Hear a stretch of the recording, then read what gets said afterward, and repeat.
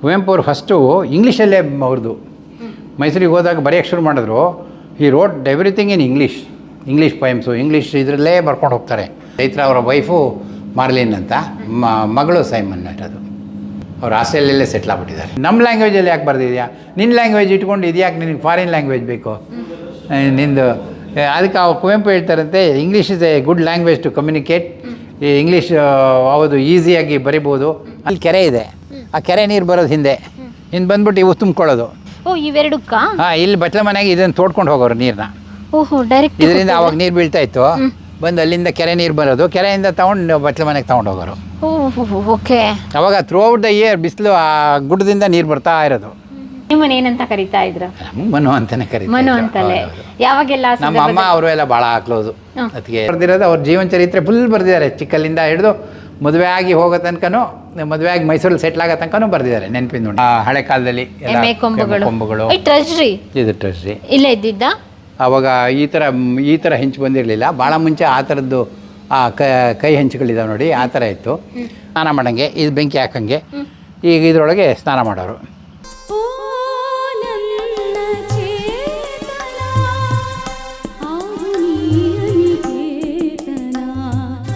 ಮರದ ದೋಣಿ. ದೋಣಿ ಅಂದರೆ ಅದೇ ಸ್ಟೋರ್ ಮಾಡೋಂಥದ್ದು. ಈ ದಿನಸಿ ಸಾಮಾನು ಇವನ್ನೆಲ್ಲ ಅದರಲ್ಲಿ ಸ್ಟೋರ್ ಮಾಡ್ತಾಯಿದ್ರು. ಸರ್, ಇಲ್ಲಿ ಮೇಲೆಲ್ಲ ನೋಡ್ತಾ ಇದೆಯಲ್ಲ ಹಂಚು, ಇದೆಲ್ಲ ಅದೇ ಥರ ಇದ್ದಿದ್ದ ಹಂಚು? ಯಾಕೆಂದರೆ ನಾವು ಇನ್ನೊಂದು ಥರ ಹಂಚು ನೋಡ್ತೀವಿ, ಮಂಗಳೂರು ಹಂಚು. ಮಂಗಳೂರು ಆ ಥರದ್ದು ಕೈ ಹಂಚು ಥರಕ್ಕೆ ಮುಂಚೆಲ್ಲ ಆ ಥರ ಕೈ ಹೆಂಚು ಅಂತ. ಆವಾಗ ಈ ಥರ ಹೆಂಚು ಬಂದಿರಲಿಲ್ಲ. ಭಾಳ ಮುಂಚೆ ಆ ಥರದ್ದು ಆ ಕೈ ಹೆಂಚುಗಳಿದಾವೆ ನೋಡಿ, ಆ ಥರ ಇತ್ತು. ಆಮೇಲೆ ಅದು ಹಚ್ಚೋದೆಲ್ಲ ಕಷ್ಟ, ಇಡೋದು ಜಾರುತ್ತೆ. ಸೊ ಆಮೇಲೆಲ್ಲ ತುಂಬ ಮನೆಗಳಿಗೆ ಈ ಥರ ಚೇಂಜ್ ಆಯಿತು ಈ ಮಂಗಳೂರು ಹೆಂಚುಗಳು. ಇದು ಮುಂದಿನ ಬಾಗಿಲು, ಇವಾಗ ಒಳಗಡೆ ತೆಗೆದ್ವಲ್ಲ, ಅದನ್ನು ಬೇರೆ ಏನು ಮಾಡಿಬಿಟ್ಟು ಇದು ಸ್ವಲ್ಪ ಹಾಳಾಗ್ಬಿಟ್ಟಿತ್ತು ಅಂತ ಇದು ಆ್ಯಸ್ ಇಟ್ ಈಸ್ ಇದೇ ಥರ ಇತ್ತು. ಅವಾಗೆಲ್ಲ ಪ್ರೊಟೆಕ್ಷನ್ಗೋಸ್ಕರ ಹಾಕಿಟ್ಟಿದ್ರು. ಈ ಥರ ಯಾರು ಮಿಸ್ ಆಗಿ ಹೊಡಿಬಾರ್ದು ಅಂತ ಈ ಥರ ಇತ್ತು. ಇಷ್ಟು ಚಿಕ್ಕವಾಗ್ಲೂ ಇಷ್ಟು ಗಟ್ಟಿಯಾಗಿ ಮಾಡ್ತಾ ಇದ್ರಾ? ಕಬ್ಬಣ ಸರ್ ಇದು? ಕಬ್ಬಣದ ಪಟ್ಟಿ ಹೊಡೆದು, ಆವಾಗಿನ ಕಾಲದಲ್ಲೇ ಕಬ್ಬಣಿ ಹೊಡೆದು ಈ ಥರ ಹೆಬ್ಬಾಗ್ಲು ಅಲ್ಲಿತ್ತು. ಈಗ ಬೇರೆ ಬಾಗಿಲು ಮಾಡಿದ್ಮೇಲೆ ಇದನ್ನು ಇಲ್ಲಿಟ್ಟಿದ್ದೀವಿ.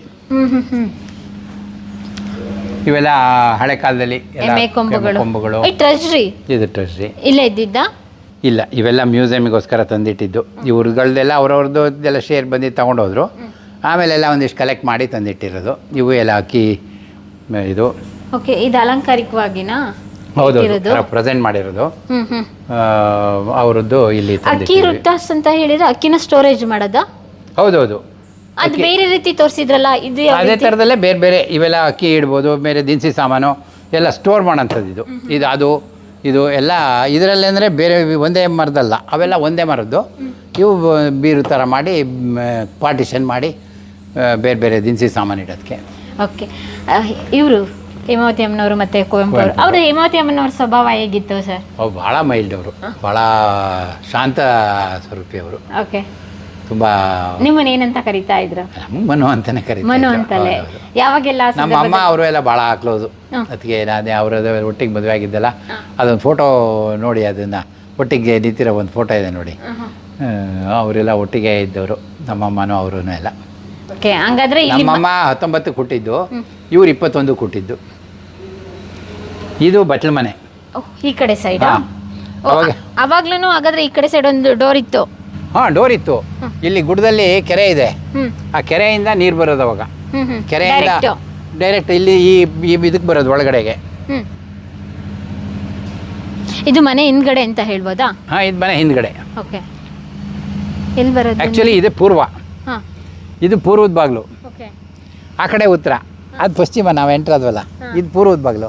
ಇಲ್ಲಿ ಕೆರೆ ಇದೆ, ಆ ಕೆರೆ ನೀರು ಬರೋದು ಹಿಂದೆ ಬಂದ್ಬಿಟ್ಟು ಇವು ತುಂಬ್ಕೊಳ್ಳೋದು. ಇವೆರಡಕ್ಕ ಇಲ್ಲಿ ಬಟ್ಲ ಮನೆಗೆ ಇದನ್ನು ತೋಡ್ಕೊಂಡು ಹೋಗೋರು ನೀರನ್ನ. ಡೈರೆಕ್ಟ್ ಇದರಿಂದ ಅವಾಗ ನೀರು ಬೀಳ್ತಾ ಇತ್ತು, ಬಂದು ಅಲ್ಲಿಂದ ಕೆರೆ ನೀರು ಬರೋದು, ಕೆರೆಯಿಂದ ತಗೊಂಡು ಬಟ್ಲ ಮನೆಗೆ ತಗೊಂಡು ಹೋಗೋರು. ಓಕೆ. ಅವಾಗ ಥ್ರೂ ಔಟ್ ದ ಇಯರ್ ಬಿಸಿಲು ಆ ಗುಡ್ಡದಿಂದ ನೀರು ಬರ್ತಾ ಇರೋದು. ವ್ಯಾಲಿಯಿಂದ ನೀರು ಬರ್ತಾ ಇರೋದು, ಫುಲ್ ಮಣ್ಣಿಂದ. ಅವಾಗೆಲ್ಲ ನೋಡಿ ಇಂತಲ್ಲಿ ನಿಲ್ಕೊಂಡು ಸ್ನಾನ ಮಾಡಂಗೆ, ಇದು ಬೆಂಕಿ ಹಾಕಂಗೆ. ಈಗ ಇದ್ರೊಳಗೆ ಸ್ನಾನ ಮಾಡೋರು. ಓಕೆ. ದೀಪ ಎಲ್ಲ ಅಲ್ಲಿ ಹಚ್ಚಿಡೋದಕ್ಕೆ? ದೀಪ ಹಚ್ಚಿಡ್ತಾ ಇದ್ರು ಸರ್. ಅದು ಮುಂಚೆಯಿಂದ ಇಷ್ಟೇ ಆಫ್ ಇತ್ತ ಅಥವಾ ಫುಲ್ ಕವರ್ ಇತ್ತ? ಇದು ಇದೇ ಥರನೇ.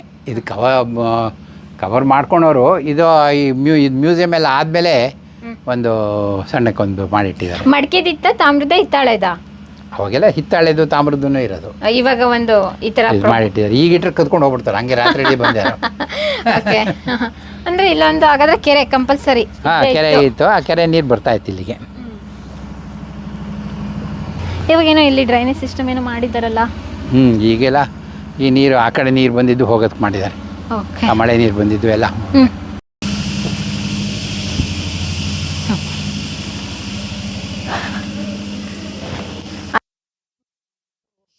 ಕೋಟ್ಸ್ ಎಲ್ಲ ಬರ್ದಿದ್ದೀರಾ. ಇದೆಲ್ಲ ಬಂದರೆ ಕೂತ್ಕೊಳ್ಳೋಕ್ಕೆ ಬೆಂಚು. ಕಂಬಳಿ ಎಲ್ಲ ಇಟ್ಟಿದ್ದೀರಾ? ಕಂಬಳಿ ಅವಾಗೆಲ್ಲ ಮಳೆಗಾಲದಲ್ಲಿ ಹಾಕಂಥದ್ದು. ಇದು ಗುಪ್ಪೆ ಮಾಡಾಕೊಳ್ತಾ ಇದ್ದೀರಾ? ಗೊಪ್ಪೆ, ಕಂಬಳಿ ಕೊಪ್ಪೆ, ಚಾಟ್ರಿ ಬಿಲ್ಲು, ಕಂಬಳಿ ಕೊಪ್ಪೆ. ಈ ಹಳೆ ಕಾಲದಲ್ಲೆಲ್ಲ ಕೋಟ್ ಹಾಕೊಂಡ್ಬಂದು ಹಿಂಗೆ ಇಡೋರು ಮನೆಗೆ. ಹೊರಗಡೆ ಹೋಗ್ಬೇಕಾದ್ರೆ ಕಂಪಲ್ಸರಿ ಕೋಟ್ ಹಾಕೋರು, ಹೆಡ್ವೇರ್ ಹಾಕೋರು, ಒಂದು ತಲೆಗೆ ಒಂದು ಟೊಪ್ಪಿ ಹಾಕೊಂಡವರು. ಹಿಂದಿನ ಕಾಲದಲ್ಲಿ ಕುವೆಂಪು ತಂದೆ ಹಾಕೊಂಡವರು. ನಮ್ಮ ಫೋಟೋಗಳಿದಾವೆ ನೋಡಿ ಅಲ್ಲಿ. ಅವ್ರು ಕೋಟ ಹಾಕೊಂಡವರು, ತಲೆಗೆ ಒಂದು ಟೊಪ್ಪಿ ಹಾಕೋರು. ಅದೊಂದು ಹಾಸನ್ ಟೊಪ್ಪಿ ಅಂತಾರೆ ಅದನ್ನ, ಈ ಗುಂಡನೆ ಟೊಪ್ಪಿ. ಆ ಥರದ್ದು ಟೊಪ್ಪಿ ಹಾಕೋರೆಲ್ಲ. ಅದೊಂಥರ ಹೊರಗಡೆ ಹೋಗ್ಬೇಕಾದ್ರೆ ಬಹುಶಃ ಬಿಸಿಲಿಗೆ ಅಂತ ಕಾಣುತ್ತೆ. ಅದೊಂದು ಹಿಂದಿನ ಕಾಲದವ್ರದ್ದೆಲ್ಲ ಅದೊಂದು ಅಭ್ಯಾಸ. ಕೆಲವರು ಪೇಟ ಕಟ್ಟೋರು, ಈ ಮೈಸೂರು ಪೇಟ ಕಟ್ಟೋರು. ಕೆಲವರು ಟೊಪ್ಪಿ ಹಾಕೋರು. ಚಾಟಿ ಬಿಲ್ ನೀವು ಯೂಸ್ ಮಾಡಿದ್ರೆ ಸರ್? ಚಾಟಿ ಬಿಲ್ ನಾವು ಚಿಕ್ಕಲ್ಲಿ ಆಯಿತು. ಚಿಕ್ಕ ಓಕೆ. ವಿಂಡೋಸ್ ಅಲ್ಲಲ್ಲಿ ಇಟ್ಟೋದ್ರಿಂದ ಗಾಳಿ ಬೆಳಕು ಆರಾಮಾಗಿ ಬರ್ತಾ ಇದೆ. ಇದು ಮುಂದಿನ ಜಗಲಿ. ಬಂದವರೆಲ್ಲ ಕೂತ್ಕೊಳ್ಳೋಕ್ಕೆ ಇದಕ್ಕೆಲ್ಲ ಫಸ್ಟು ಬಂದಾಗೆಲ್ಲ ಕೂತ್ಕೊಳ್ಳೋಕ್ಕೆ ಇದು ಜಗಲಿ ಇದು. ಓಕೆ. ಇಲ್ಲಿ ಅಷ್ಟೇ ಯಾರಾದರೂ ಬಂದರೆ ಬಂದೆಲ್ಲ ಕೂತ್ಕೊಳ್ಳೋಕ್ಕೆ ಎಲ್ಲ. ಓಕೆ. ಇಷ್ಟು ವಿಶಾಲವಾಗಿ ಇದು ಒಳಗಡೆ, ಮನೆ ಒಳಗಡೆ ಲಿವಿಂಗ್ ಇದು. ಓಕೆ. ಈ ಕಡೆ ಹೋಗೋಣ ಫಸ್ಟ್. ಈ ಕಡೆ ಇಲ್ಲೇ ಹೋಗೋಣ. ಓ, ಮನೆ ಒಳಗಡೆ ಬನ್ನಿ. ಇದೊಂದು ರೂಮ್ ಇದು. ಏನೆಲ್ಲ ನೋಡ್ಬೋದು ಇಲ್ಲಿ ವಸ್ತುಗಳನ್ನ? ನಾಮದ ಪೆಟ್ಟಿಗೆ ಇಡುವ ಮಣಿ. ನಾಮದ ಪೆಟ್ಟಿಗೆ ಅಂದರೆ ಬೆಳಿಗ್ಗೆ ಸ್ನಾನ ಆದಮೇಲೆ ಹಿರಿಯವರೆಲ್ಲ ಏನು ಮಾಡೋರು ಅಂದರೆ ಒಂದು ನಾಮ ಬೆಳಿಗ್ಗೆ ಕುಂಕುಮ ಕಡ್ಡಿ ಇಟ್ಟಿರೋರು ಇಲ್ಲಿ ನಾಮ ಹಚ್ಕೊಳ್ಳೋರು. ಇವರೆಲ್ಲ ನಾಮಧಾರಿಗಳು. ವಿಷ್ಣು ಸೀಲು. ಸೊ ಏನು ಮಾಡೋರು, ಸ್ನಾನ ಎಲ್ಲ ಮಾಡ್ಕೊಂಬಂದು ದೇವರು ಪೂಜೆ ಮಾಡೋಕ್ಕಿಂತ ಮುಂಚೆ ನಾಮ ಹಾಕ್ಕೊಂಡು ಪೂಜೆ ಮಾಡೋರು. ಸೊ ಅದಕ್ಕೆ ನಾಮದ ಪೆಟ್ಟಿಗೆ. ಇದು ಚೆನ್ನಮಣೆ. ಹಂಟಿನ ಅದು? ಎಲ್ಲ ದೀಪಗಳು ರಾತ್ರಿ ಹೊತ್ತು ಎಲ್ಲ ಹಚ್ಚಬೇಕಿತ್ತಲ್ಲ, ಹಾಗಾಗಿ ಈ ಥರದ ದೀಪದಲ್ಲಿ ಬೆಣ್ಣೆ ಹಾಕಿ ಎಲ್ಲ ಕಡೆ ಅಲ್ಲಿ ಇಡೋರು. ಇದೇನು ಸಿಂಬಿ ಥರ ಇದೆಯಲ್ಲ? ಅವು ಪಾತ್ರೆಗಳು ಇಡೋಕ್ಕೆ.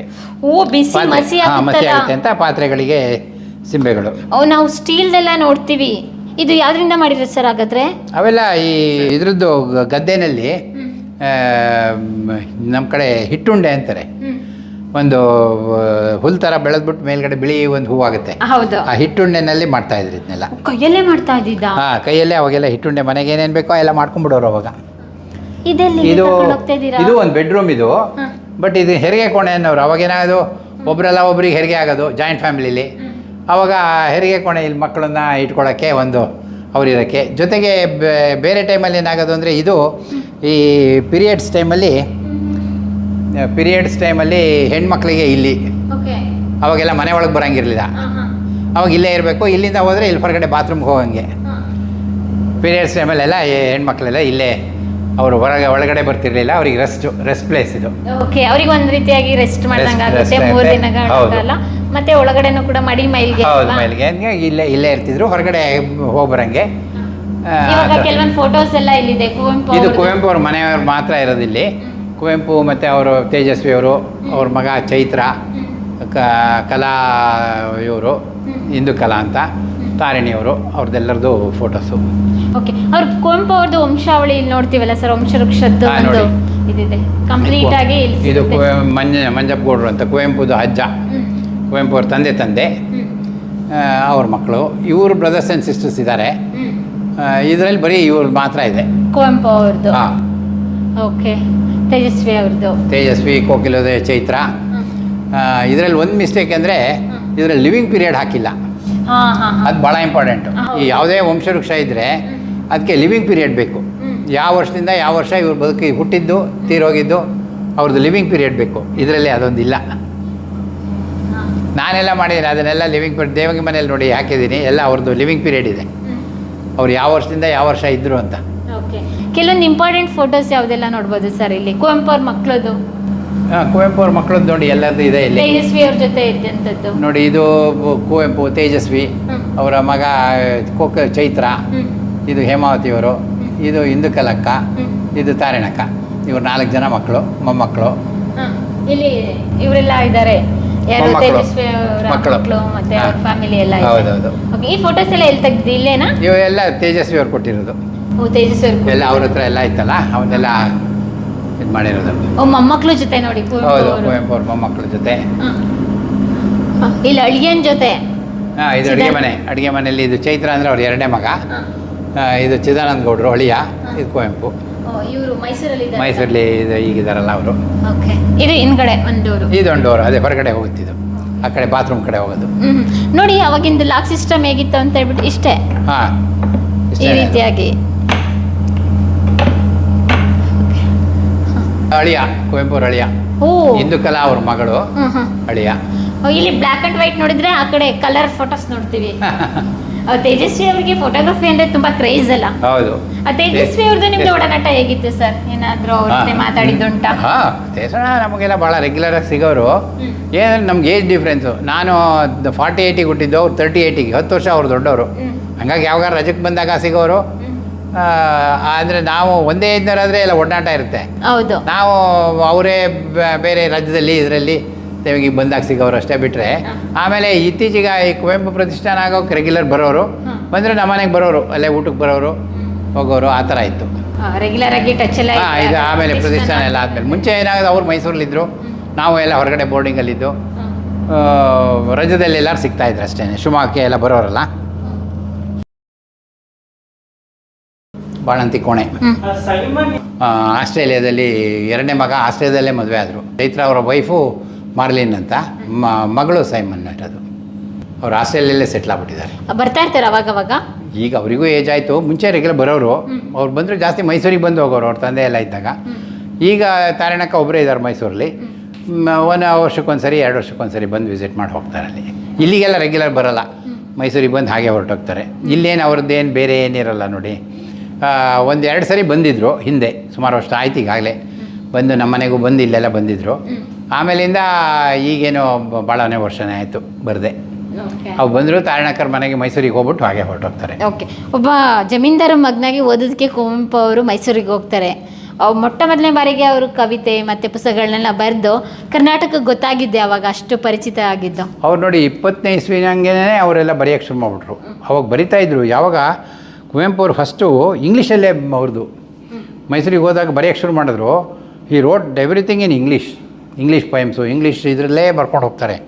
ಆಮೇಲೆ ಏನಾಗುತ್ತೆ, ಕುವೆಂಪು ಅವರು ಪ್ರೊಫೆಸರ್ ಒಬ್ಬರು ಅವ್ರ ಮೇಷ್ಟ್ರು ಹೇಳ್ತಾರೆ, ಸರ್ ಪುಟ್ಟಪ್ಪ ನೀನು ಹಿಂಗೆ ಐರಿಷ್ ಒಬ್ಬರು ಪೊಯೆಟ್ ಬರೋನಿತ್ತ ಮೈಸೂರಿಗೆ, ಜೇಮ್ಸ್ ಕಜಿನ್ಸ್ ಅಂತ. ಜೇಮ್ಸ್ ಕಜಿನ್ಸ್ ಬಂದಾಗ ಕಜಿನ್ಸ್ ಬರ್ತಿದ್ದಾನೆ, ಸೊ ಅದನ್ನು ತೋರಿಸು, you will be very happy. ನೀನು ಇಂಗ್ಲೀಷಲ್ಲಿ ಬರೆದಿದ್ಯಾ, ತುಂಬ ಚೆನ್ನಾಗಿದ್ದಾವೆ ಅಂತ ಅವರ ಪ್ರೊಫೆಸರ್ ಹೇಳ್ತಾರೆ. ಅವರು ಲೆಕ್ಚರ್ ಹೇಳಿದ ಮೇಲೆ ಇವರೇನು ಮಾಡ್ತಾರೆ ಅಂದರೆ ತೋರಿಸೋಣ ಅಂತ ಹೋಗ್ತಾರೆ ಮೈಸೂರಿಗೆ. ಬಂದು ಹೇಗೋ ಐರಿಷ್ ಕವಿ ಇರ್ತಾರೆ, ಇವರು ಬರೆದಿದ್ದನ್ನೆಲ್ಲ ತೊಗೊಂಡೋಗಿ ಅವನಿಗೆ ತೋರಿಸ್ತಾನಂತೆ. ತೋರಿಸಿದಾಗ ಇವ್ರು ಇದ್ಕೊಂಡು ಐರಿಷ್ ಕವಿ ಇದ್ಕೊಂಡು ಜೇಮ್ಸ್ ಕಜಿನ್ ಅವನ್ನೆಲ್ಲ ನೋಡಿದ್ನಂತೆ. ವಾಟ್ಸ್ ಆಲ್ ದಿಸ್ ಅಂದ್ರಂತೆ. ಏನಿದು ಇವೆಲ್ಲ ಏನಿದು? ಅವನಿಗೆ ಇದು ಯಾಕೆ ನೀನು ನಮ್ಮ ಲ್ಯಾಂಗ್ವೇಜಲ್ಲಿ ಯಾಕೆ ಬರೆದಿದ್ಯಾ? ನಿನ್ನ ಲ್ಯಾಂಗ್ವೇಜ್ ಇಟ್ಕೊಂಡು ಇದು ಯಾಕೆ ನಿನಗೆ ಫಾರಿನ್ ಲ್ಯಾಂಗ್ವೇಜ್ ಬೇಕು ನಿಂದು? ಅದಕ್ಕೆ ಕುವೆಂಪು ಹೇಳ್ತಾರಂತೆ, English is a good language to communicate. ಈ ಇಂಗ್ಲೀಷ್ ಯಾವುದು ಈಸಿಯಾಗಿ ಬರಿಬೋದು ಅಂತ ಅವ್ರು ಹೇಳ್ತಾರಂತೆ. ಆವಾಗ ಕುವೆಂಪುಗೆ ಅವನು ಐರಿಷ್ ಕವಿ ಹೇಳ್ತಾನಂತೆ, ನಿನ್ನ ಲ್ಯಾಂಗ್ವೇಜಲ್ಲಿ ಬರೀ, ನೀನು ಯಾಕೆ ಇಂಗ್ಲೀಷಲ್ಲಿ ಬರೀತೀಯಾ? ನಿನ್ನ ಲ್ಯಾಂಗ್ವೇಜೇ ಅಷ್ಟೊಂದು ಒಳ್ಳೆ ಲ್ಯಾಂಗ್ವೇಜ್ ಇರಬೇಕಾದ್ರೆ why should you write in foreign ಇದು ಅಂತ. ಆವಾಗ ಕುವೆಂಪುಗೆ ಜ್ಞಾನೋದಯ ಆಯಿತು, ನಾನು ಯಾಕೆ ಕನ್ನಡದಲ್ಲಿ ಬರೀಬೋದು ಅಂತ. ಆಮೇಲಿಂದ ಐರಿಷ್ ಕವಿ ಹೇಳಿದ್ಮೇಲೆ ಇವರು ಕನ್ನಡದಲ್ಲೇ ಬರೆಯೋಕ್ಕೆ ಶುರು ಮಾಡ್ತಾರೆ. ಆಮೇಲೆ ತುಂಬ ಕವನಗಳನ್ನು, ಡ್ರಾಮಾನ, ನಾವೆಲ್ಸ್ನ, 2 ನಾವೆಲ್ಲು, ಲಾಸ್ಟಿಗೆ ಈ ರಾಮಾಯಣ ದರ್ಶನ ಬರೆದಿರೋದು ಛಂದಸ್ಸಲ್ಲಿ. ಅದು ಛಂದಸ್ಸು ಅಂದರೆ ಲಘು ಗುರುನಲ್ಲಿ ಬರೀಬೇಕು. ಇಟ್ಸ್ ಲೈಕ್ ಮ್ಯಾಥಮೆಟಿಕ್ಸ್, ಎಲ್ಲ ಲಘು ಗುರುನಲ್ಲೇ ಎಂಡ್ ಆಗಬೇಕು. ಅಷ್ಟು ದೊಡ್ಡ ಬುಕ್ಕು ಫುಲ್ ಛಂದಸ್ಸಲ್ಲಿ ಬರೆಯೋದು it's A very difficult task. True sir. ಆ ಥರ ಅವ್ರು ಮಾಡ್ಕೊಂಡು ಹೋಗ್ತಾರೆ. ಆಮೇಲೆ ಲಾಸ್ಟಿಗೆ ಅವರು ನೆನಪಿನ ದೋಣಿಯಲ್ಲಿ ಬರೆದ್ರು. ನೆನಪಿನ ದೋಣಿಯಲ್ಲಿ ಏನಂದರೆ ಅವರು ಚಿಕ್ಕಲ್ಲಿಂದ ಎಲ್ಲ ಬರ್ಕೊಂಡು ಹೋಗ್ತಾರೆ. ಅಪ್ ಟು ಮ್ಯಾರೇಜ್ ಬರೆದಿದ್ದಾರೆ. ಆಮೇಲೆ ಬರೆದಿಲ್ಲ. ಮದುವೆ ಆಗಿ ಇದ್ರ ತನಕನೂ ಅವರ ಜೀವನ ಚರಿತ್ರೆ ಬರೆದಿದ್ದಾರೆ. ಅದಕ್ಕೆ ಅದನ್ನು ಇದನ್ನು ಮದುವೆಯಿಂದ ಆದಮೇಲೆ ಮುಂದೆ ಫಿಲಪ್ ಆಗಿರೋದು ತೇಜಸ್ವಿ ಅವ್ರದ್ದು ಮತ್ತು ತಾರಣಿಯವರ ಅಣ್ಣನ ನೆನಪುಗಳು. ಅವರು ತಂದೆದು ಅವ್ರು ಬರ್ಕೊಂಡು ಹೋಗಿದ್ದಾರೆ. ಅಲ್ಲಿ ತನಕ ಕುವೆಂಪು ಅವ್ರು ಬರೆದಿರೋದು ಅವ್ರ ಜೀವನ ಚರಿತ್ರೆ ಫುಲ್ ಬರೆದಿದ್ದಾರೆ. ಚಿಕ್ಕಲ್ಲಿಂದ ಹಿಡಿದು ಮದುವೆ ಆಗಿ ಹೋಗೋ ತನಕನೂ, ಮದುವೆ ಆಗಿ ಮೈಸೂರಲ್ಲಿ ಸೆಟ್ಲ್ ಆಗೋ ತನಕನೂ ಬರೆದಿದ್ದಾರೆ ನೆನಪಿನ ದೋಣಿಯಲ್ಲಿ. ಓಕೆ, ಅದ್ರ ಮುಂದೆ ನಾವು ತೇಜಸ್ವಿ ಅವರು ತಾರಣಿ ಅವ್ರ ಬುಕ್ ಮತ್ತು ಮುಂದಿನ ಮೈಸೂರಿನ ಜೀವನ, ಮದುವೆ ಆದಮೇಲೆ ಮಕ್ಕಳದ್ದು ಎಲ್ಲ ಅವ್ರು ಬರ್ಕೊಂಡು ಹೋಗಿದ್ದಾರೆ. ಆಮೇಲೆ ಏನಾಗ್ಬಿಡ್ತು, ಕುವೆಂಪು ಅವರು 37ಕ್ಕೆ ಅವ್ರದ್ದು ಮದುವೆ ಆಗಿದ್ದು. ಆಮೇಲೆ ಅದೇನೋ ಅಲ್ಲಿಗೆ ನಿಲ್ಲಿಸ್ಬಿಟ್ರು ಅವರು ಜೀವನ ಚರಿತ್ರೆ. ಅಷ್ಟೊತ್ತಿಗೆ ರಾಮಾಯಣದಷ್ಟನ್ನು ಬರಿತಾಯಿದ್ರು. ಈ ಜೀವನ ಚರಿತ್ರೆದಷ್ಟಕ್ಕೆ ನಿಲ್ಲಿಸ್ಬಿಟ್ರು. ಆಮೇಲೆ ಹೇಮಾವತಿಯರು 80ಕ್ಕೆ 81ಕ್ಕೆ ತೀರೋಗ್ಬಿಟ್ರು. ಆವಾಗ ರೈಟಿಂಗ್ಸೇ ಎಲ್ಲವನ್ನೂ ನಿಲ್ಲಿಸೇ ಬಿಟ್ರು, ಬರೆಯೋದೇ ನಿಲ್ಲಿಸ್ಬಿಟ್ರು. 81ಕ್ಕೆ ಅವ್ರು ತೀರೋದ್ರು, ಇವ್ರು ತೀರೋಗಿದ್ದು 94ಕ್ಕೆ. ಕುವೆಂಪು ಅವ್ರು ತೀರೋಗಿದ್ದು 94, 1994ಗೆ. ಪ್ರಿಯ ವೀಕ್ಷಕರೇ, ನಾವು ತೋರಿಸುತ್ತಿರುವ ಇತಿಹಾಸದ ಕಥೆಗಳು ಕನ್ನಡದ ಕಲೆ, ಸಾಹಿತ್ಯ, ಸಂಸ್ಕೃತಿ, ಜನಜೀವನ, ಇತಿಹಾಸ ಸೃಷ್ಟಿಸಿದ ಜನಸಾಮಾನ್ಯರ ಅಸಾಮಾನ್ಯ ಕಥೆಗಳು ನಿಮಗೆ ಇಷ್ಟ ಆಗಿದ್ಯಾ? ಹಾಗಿದ್ರೆ ವಿಡಿಯೋ ನೋಡಿ ಸುಮ್ಮನಾಗ್ಬೇಡಿ, ಶೇರ್ ಮಾಡಿ, ಸಪೋರ್ಟ್ ಮಾಡಿ, ನಮ್ಮೊಂದಿಗೆ ಜೊತೆಯಾಗಿ. ಇದು ನೀವೇ ಬೆಳೆಸಿದ ನಿಮ್ಮ ನೆಚ್ಚಿನ ಡಿಜಿಟಲ್ ಮಾಧ್ಯಮ. ಇನ್ಮುಂದೆ ನಿಮಗಾಗಿ ಇನ್ನಷ್ಟು ವಿನೂತನ ಶೈಲಿಯಲ್ಲಿ ಬರಲಿದೆ. ನೈತಿಕ ಬೆಂಬಲದ ಜೊತೆಗೆ ಆರ್ಥಿಕ ಬೆಂಬಲ ನೀಡಿ. ನಿಮ್ಮ ಬೆಂಬಲವೇ ನಮಗೆ ಪ್ರೇರಣೆ, ಸ್ಫೂರ್ತಿ ಕೂಡ. ನಿಮ್ಮ ಬೆಂಬಲದೊಂದಿಗೆ ನಮ್ಮ ಪಯಣ ಮುಂದುವರಿಯುತ್ತಿದೆ. ಸಾಮಾಜಿಕ ಬದಲಾವಣೆಗೆ ಜೊತೆಯಾಗಿ ನಮ್ಮ ಮುಂದಿನ ಪೀಳಿಗೆಗೆ ಕರ್ನಾಟಕದ ಇತಿಹಾಸ ಉಳಿಸೋಣ.